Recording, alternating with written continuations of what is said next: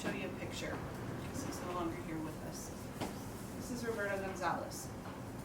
He was born here at UNMC, May 29th, 1994. He met with his friends, He made the decision not to check in with his probation officer.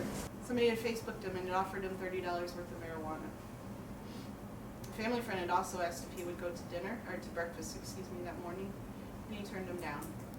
So when he got there that morning, instead of the girl that had Facebooked him, there were 3 guys that showed up. One of them pulled out a gun and shot him once in the chest. And that's why they started CPR, because they couldn't feel his pulse.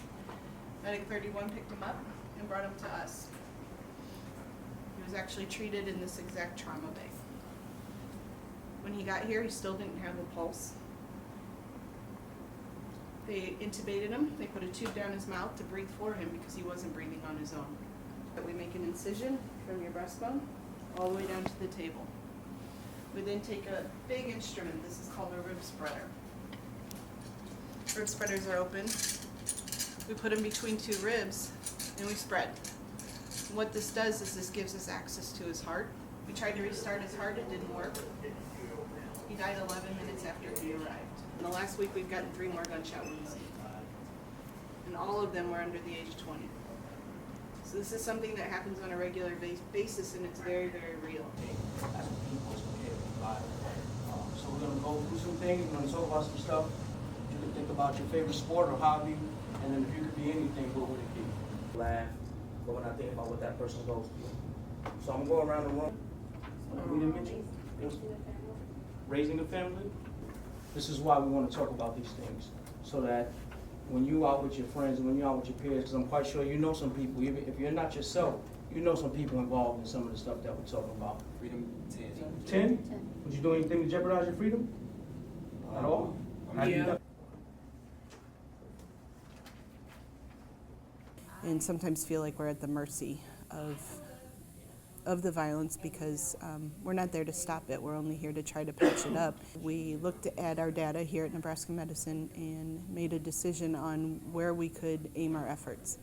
But the idea would be is that we never see these kids, that ideally they wouldn't make their way to the hospital as a victim of violence. So I think for them to actually be in that atmosphere, to feel how warm it is in the trauma bay, because we have to keep our patients warm, to see all of the machines, all of the equipment that it takes to try to save someone's life, to be in the actual trauma bay where Roberto died, I think has an impact to say that this is real. This is really one area that we really could do some work on. So for example, car accidents, we tell people to wear their seatbelts, buy cars with airbags, things that have been proven to stop that. With falls, we talk to elderly, nursing homes all the time about how do you prevent people from falling.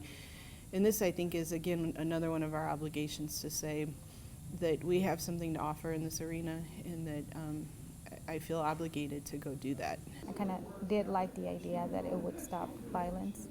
It would be a program for the youth so they can, learn that this is real and this could happen to any of them. I would hate for another mother to go what I'm still going through. And I know violence can be stopped. There's a lot of people that care for the youth. There's a lot of programs that a lot of people don't know about. And I truly in my heart think that this is going to impact here, not just here in the state of Nebraska, but it's going to do a lot of good in other states.